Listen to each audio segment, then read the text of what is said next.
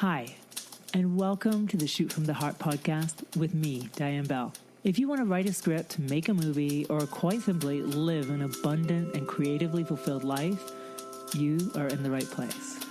Each week I'll share with you tips, techniques, and real-world information that will inspire and empower you on your path. Thank you so much for joining me. I am rooting for you all the way. Let's do this. Hello, beautiful and amazing creative souls, filmmakers, screenwriters. How are you today? Welcome to episode 38 of the Shoot from the Heart filmmaking podcast. Welcome. I hope you guys are having an awesome day.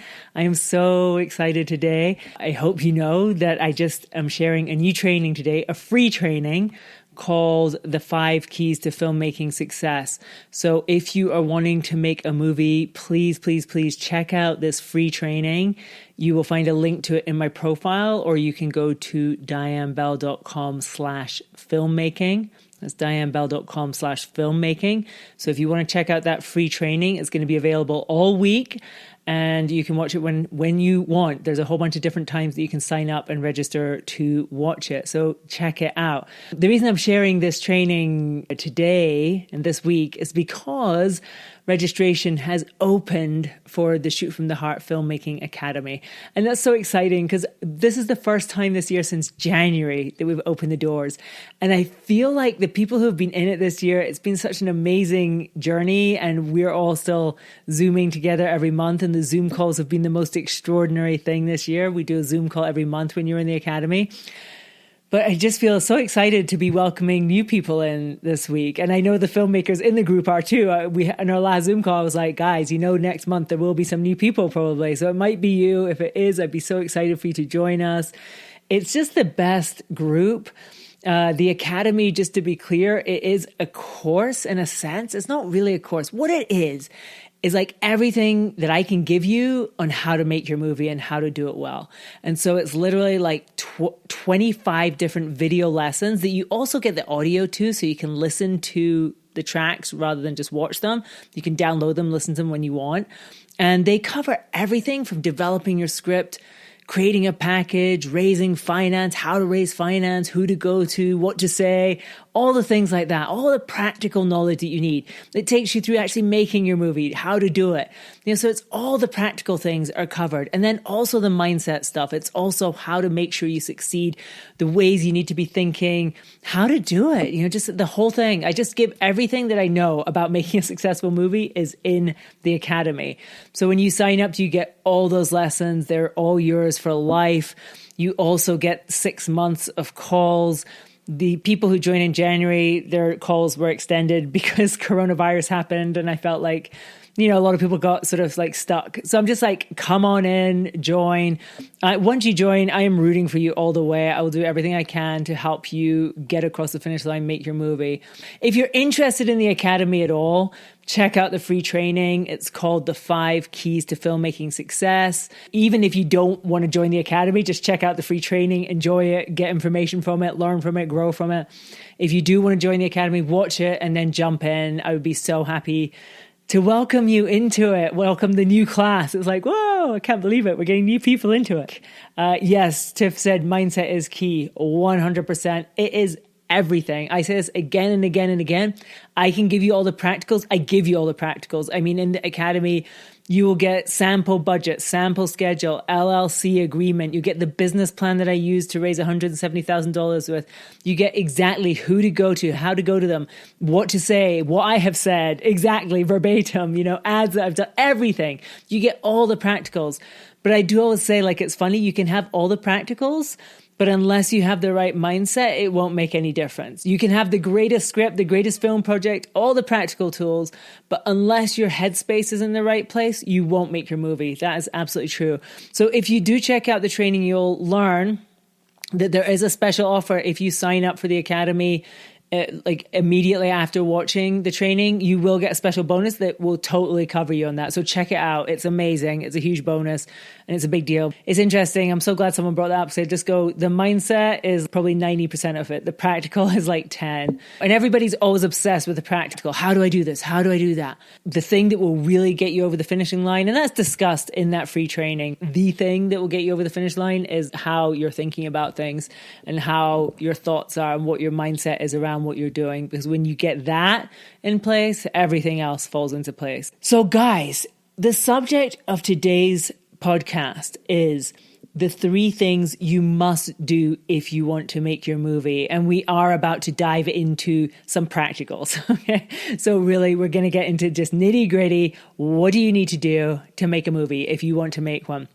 The first thing you have to do is get your script in order. And there's no getting around this. You have to have a great script. Now, of course, great is a relative term. What does that mean? What's a great script? If you want to make a movie, and what I mean by this is you don't want to just sell it. You yourself want to make that film. You're going to raise the money for it. You're going to make it happen. Not only do you want a script that is compelling, engaging, original, well-crafted, full of great characters, all those sorts of things. Of course you want that. But in addition, you want a script that is doable. And this is so important, that it's something that you can actually do and do well for a relatively small amount of money. If you have a script that's, that's amazing, it's a great script, great characters, great story, great everything, but really, it's got tons of big crowd scenes, set pieces, car chases, it would need special effects, all the things, that is not a great script for you if you want to make it yourself. And so I would always say to you, if you're a screenwriter and you're at that point where you're just like, I'm sick of waiting to get things sold. I'm sick of waiting for somebody else to make the thing. Maybe I've sold things, they've gone into turnaround and they never made them, all that stuff, all the fun that goes with being a screenwriter. And I want to make something. What I really would recommend is if you don't have the script already, take the time to write it. And what I mean by that is write a script that is doable on a small budget. And that is ideally a script with a very limited number of speaking parts, very few, if any, crowd scenes, and very limited number of locations. And that doesn't mean your locations can't be dazzling and exciting, but think about what you have access to and what you could get cheaply or what you could do. For instance, my first movie, there's a lot of locations if you watch it, Obsoletia. It's not a one location movie at all. The main location in the town is one character's house, and we shot there for a week. There was a lot of scenes in this one house. Beyond that, there's a few other places in the city, a library, the Museum of Jurassic Technology, if you know that. Shout out to the Museum of Jurassic Technology. I did write that in from the beginning of the script, and I just wanted that so much, and I made it happen. It was amazing. But also I set tons of it out in the desert, and I knew I could just go out to the desert and shoot there, and you get maximum production value for like very little cost. You do have to pay for your cast and crew, obviously, to travel, but beyond that, you're getting huge locations for free, basically, if you choose to go out of the city. So just think about, for you, your script, where do you have access to? Where could you shoot? And what story could you tell in those places? And you might still add some little things that you don't know if you'd be able to get them or not. Like I had the Museum of Jurassic Technology. Didn't know if I would get it. To be honest, it was a total long shot. If you know it, it's a museum in Los Angeles, a sort of quirky, very fun, it's more of an art project than a museum in a sense. And the owner of it and the creator of it, he had never let people film there before. So it was a long shot to think that I would film there. And so I don't think you should have to say, every location has to be one that's totally locked down for you when you're writing your script. But I would urge you just to think generally, where could you place it mostly in that is gettable and doable for you? And the same with the actors, right? To think about, just a small number of people. What could you do with 4 people in your own home, right? What could happen? What kind of story could you write there? And writing a script like that that's doable on a small budget is the first step to filmmaking success if you're making the movie yourself. One of the things that sinks a lot of movies before they're even in the can, before they're even finished, is the fact that they're overambitious for the budget that they have. They're trying to do a lot of crowd scenes and they've only got a budget of $100,000 to $200,000. Now you might be, and I've heard people say this, they go, well, I know that I've got these big party scenes, but it's going to be fine because you get all my friends around and they'll all like be in the party scenes.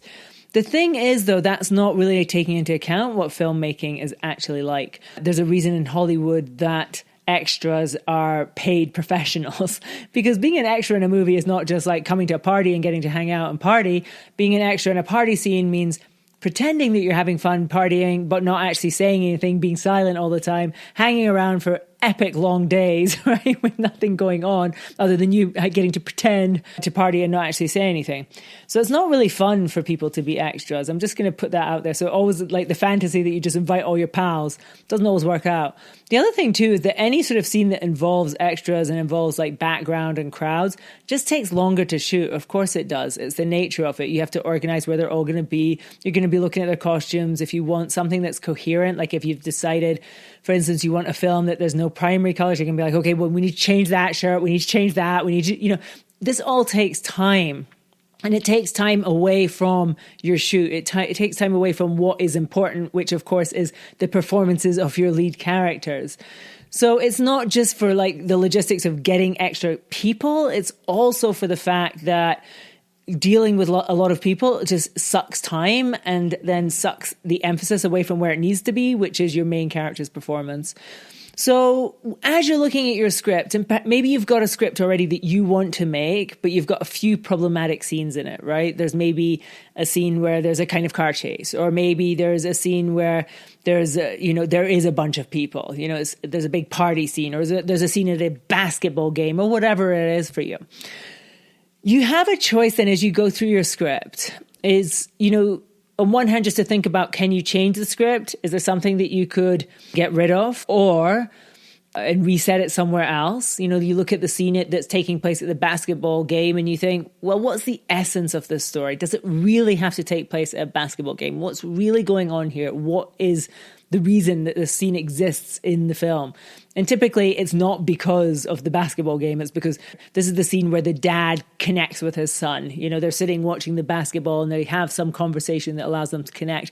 And that's when you go, is there another way that could happen? Could we have a different scene where they connect, but it's not them at a big basketball game? Maybe instead it's them at the park shooting hoops themselves, So it's like looking for those like shifts where you can go through your script and take any scene that is at the moment going to be challenging to film on a low budget, and then think about what the essence of it is, how you can maintain the integrity of the essence, but do it, recreate it in a way that's going to be doable on a low budget where you won't have to compromise quality.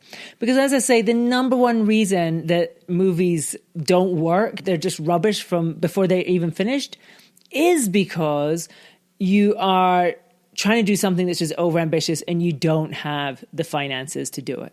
So dealing with that right now, before you start anything, is so smart. It's so smart. Cut the extra characters. I always say to people, when you're actually writing your script, your first draft, just don't even worry about budget. Put everything in it, whatever you want. But then at this point, when you decide to make your movie, you have to sit down really seriously and just get rid of everything that's going to make it more challenging. In Obsoletia, for instance, just to give you a couple of examples off the top of my head from my first film, the script originally had like a whole storyline about his cat, right? The main character had a cat in the script and it was like all about the cat in different bits. But of course the logistics of shooting with a cat are just a nightmare, right? It's just a nightmare. Then also there's like I had a kid in that as well. There was a child. Everyone will tell you don't shoot with animals and children. So go through your script. If you have like animals and children and they're not essential to the story, get rid of them. If you have crowds in the story, they're not essential, get rid of them. If you have locations that are going to be difficult to get, expensive to get, hard to shoot in, get rid of them. Your film and the beauty of your film and the success of your film is not going to be dependent on any of those things. The beauty and success of your movie will be dependent upon the lead actors, their performances, the characters, the story. It's the essence. And to be honest, I think this is kind of like a phase in which, as you're working on the script and honing it down to make it something that is doable, you will typically make your script better by doing this, because you're typically at this point really thinking about what is the essence of your story. And you realize that so much of your script is actually not essential, because it never is. And I remember hearing once, script should be like a line drawing, a portrait of somebody, but in as few lines as possible. So it's like a line drawing portrait drawn in as few lines as possible, really boiling it down. And I think that's really true about great movies. So at this phase, although you're doing it for the budget and for the practical concerns, I think you'll actually make your script better if you do this, because you will be boiling it down to its essence. You'll be looking at each scene and just going, is this doable in a small budget? What is going to be difficult? And as I say, if it's got a lot of people, a lot of speaking parts, a big location that's going to be hard to get, all that kind of stuff. Okay, what really is happening in this scene? Why is it in the film? What is happening to the main characters? Why do I need it? How can I do it in a way that would be doable? And you keep working on it. Now, once you get to the script to that point where not only is it doable, it all feels doable to you. There's nothing outrageous. There's nothing outlandish. You've boiled it down to its essence. You've got rid of extraneous characters. You've got rid of crowd scenes. You've got rid of the children. You've got rid of the animals. You've got rid of the fancy locations. Right? You've got it down to basics. And you've got it down to like the strongest story it can be. You've given it to a few people, a few friends, got feedback on it. They all understand it. They get it. They all believe in the main character and the main character's journey and all the characters. They may not like it all. That's fine. Your job isn't to make everyone like everything. You know, I'm always like, that's not the point.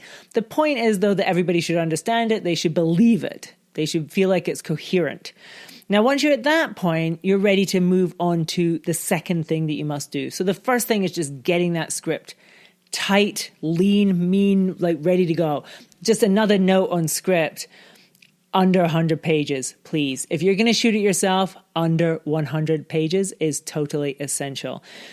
Most indie productions these days, maximum is like 20 days of shooting. Okay, that would be like a luxury. I know some people do them in very small numbers of days.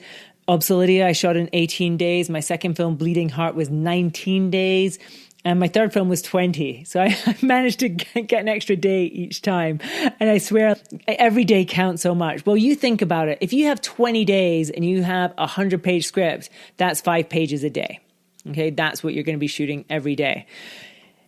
Obviously, the less pages that you shoot a day, the better shot that you have at making great days, like a great film, right? Because that's it. Like, I mean, what you're shooting every day is what you end up making your film with. For me, the dream is 4 pages a day. Like shooting 4 pages a day, you have enough time to shoot beautiful, amazing footage, get the performances right, get everything amazing. When you're shooting much over 5 pages, I think when you get to like 6 pages a day, 7 pages a day, 8 pages a day, and you will probably have days like that, it gets a lot more challenging, and you sometimes do have to rush. You sometimes have to move on even though you haven't got the scene the way you wanted it. The actors haven't really nailed it, but you're like, we have to move on because we've only shot 4 pages and we've still got 4 pages to do, moving on. So it's so important to also boil your script down in terms of page count. Something that I know to be true is that no matter what you shoot, you will end up cutting stuff in the editing room. And to be honest, it really sucks when you're in the editing room and you cut out a whole scene that you think, my God, we spent half a day shooting that scene and it's not even going to get used in the movie. It's like it's nothing. It's garbage. It's trash now. And we could have had that time to like really get that other scene that is essential really good. You know, we could have had that half a day, like that half a day would have changed everything for that scene that I do need, that is essential to the movie. And it's not that great because we had to rush it. And now we've put this other scene in the trash anyway. And so it's really something to consider with your script at this stage.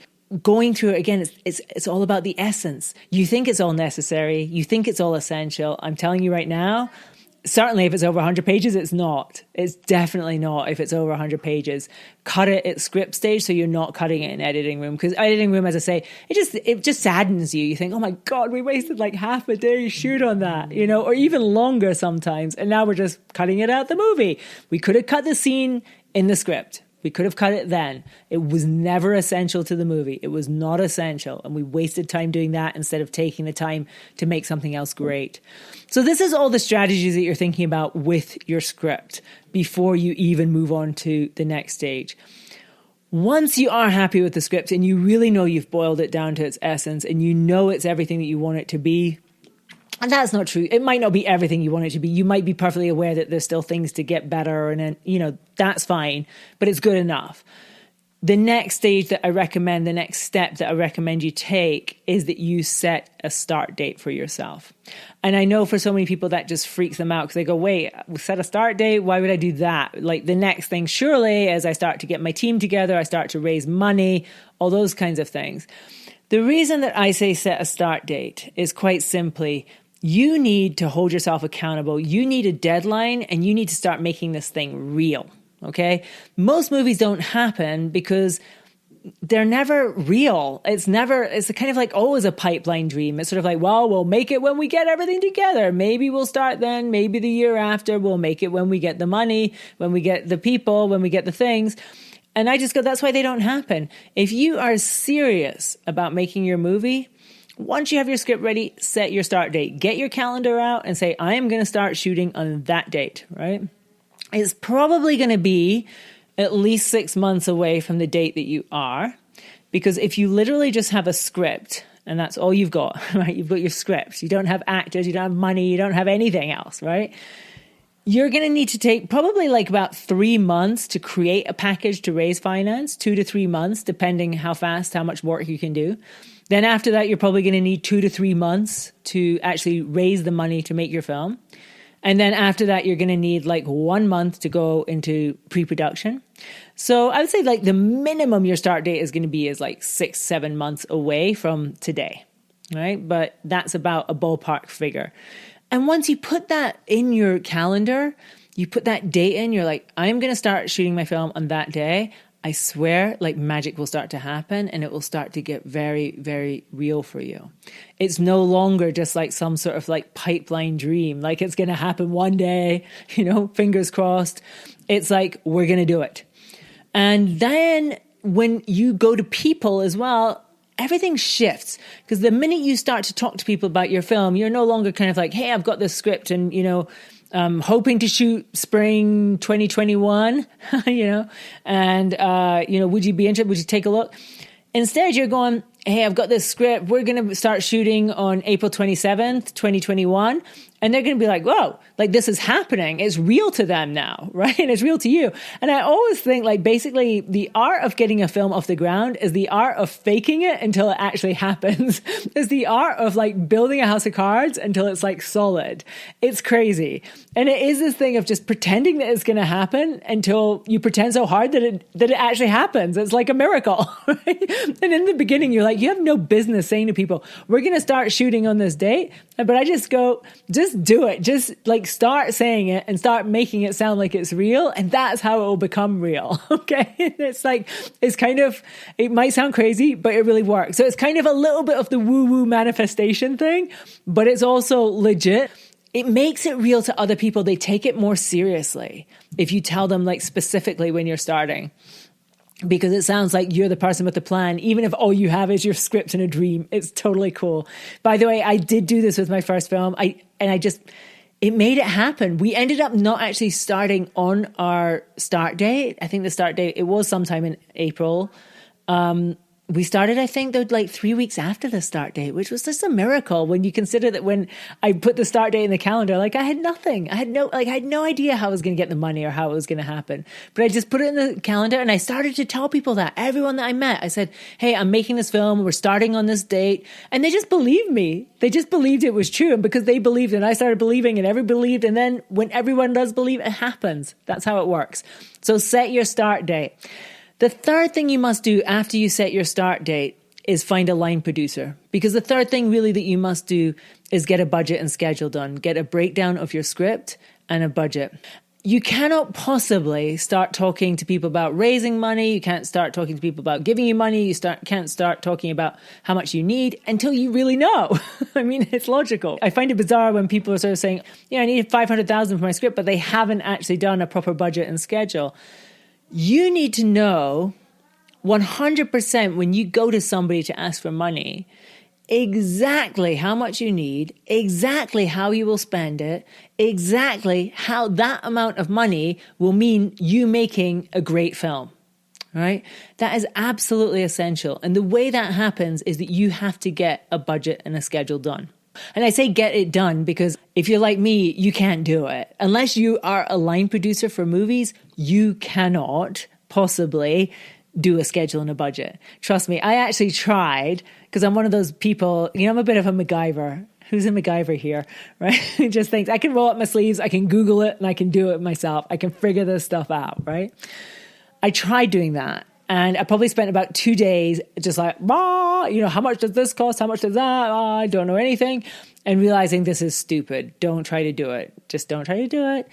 Get a line producer. A line producer is somebody who does this for a living. They create schedules and budgets, and they'll be able to look through your movie, look through the script, break it down to the different locations and to a shooting schedule. And the most important thing at this point, it doesn't have to be a detailed schedule. Like you don't have to figure out exactly what order you would shoot every scene each day. What you just need to know is how many shooting days you would have, how many locations you have, how many casts you have, etc., so that they can then make a budget from that. And to be honest, once you get into this is for me, I love this phase of planning a movie. This is the point at which it starts to get real, where you really have to really knuckle down to how do I take this script and make it into a great film? And it's no longer hypothetical. It's no longer just like your dreams and your visions in your head. But actually, when you see a schedule and you see a budget and you start to see how you would spend money to make that movie, how many days you would have, it starts to get real. And it's such a beautiful phase. When you get this right, you have a shot at making a good movie. When you don't get this right, for instance, if you are, going, yeah, we could do this, and it's a schedule that shows you're doing 2 company moves per day. That means, you're going to 3 different locations in one day, and you have days with, 2 big crowd scenes. You're getting it wrong. You're not going to make a good movie. No matter how amazing your script is, if you sign off on a budget schedule like that, it's going to be a disaster. So it's super duper important finding the right line producer who can really understand your movie and understand where the money needs to go. Like, where do you spend the money to make the best movie with the script that you have?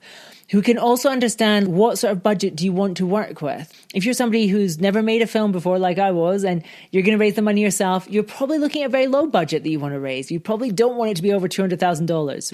You want it to be something that you can actually go out and raise yourself, and you can make it happen, and you can make a great movie for that amount of money, by the way. You really can. So you want to be able to say to your line producer when you get them on board, here's the script. I want a budget that shows I could make this for about $200,000. Do you think that's possible? They'll probably say, no, are you crazy? And you'll say, let's do it. Let's try to make this movie for $100,000. What would the budget look like? And you let them get on with it and come back with a budget and schedule. So the first 3 things that you need to do if you want to make your movie, number 1, get your script and get it so that it is doable in a small budget. Number 2, once you have got your script ready, you want to set a start date. And then number 3 is find a line producer so that you can get your budget and schedule made. Because after you get those things locked down and they're really solid, and you look at that budget and schedule and you're like, oh my God, we can do this. We can actually make this movie for that amount of money. It'll be awesome. Once you have that, you're ready to really start filling out your package for raising finance. Now, I'm going to talk about that in another session later this week. So if you're interested in that, stay tuned, watch out. I'll be doing lives all this week about getting your film off the ground. If you've enjoyed this, awesome. Check out the free training. I did see somebody type in that they were with me for one of those free trainings earlier.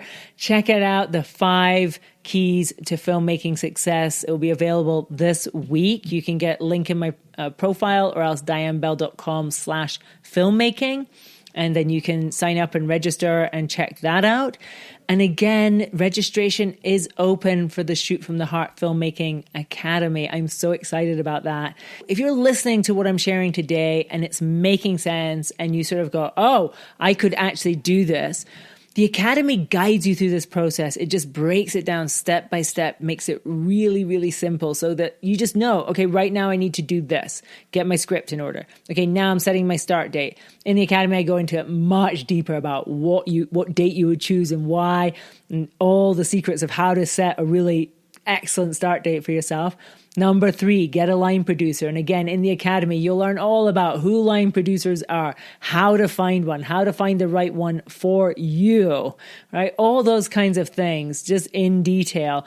And then in the academy too, budget and schedule, you get a lesson on each of those. So even though you're not making the budget and schedule, I will teach you everything that you need to know about them so that you're able to read it and understand what matters and make sure that you're creating a plan for your film that makes sense and that will help you make the best film you can, because that's what it's all about.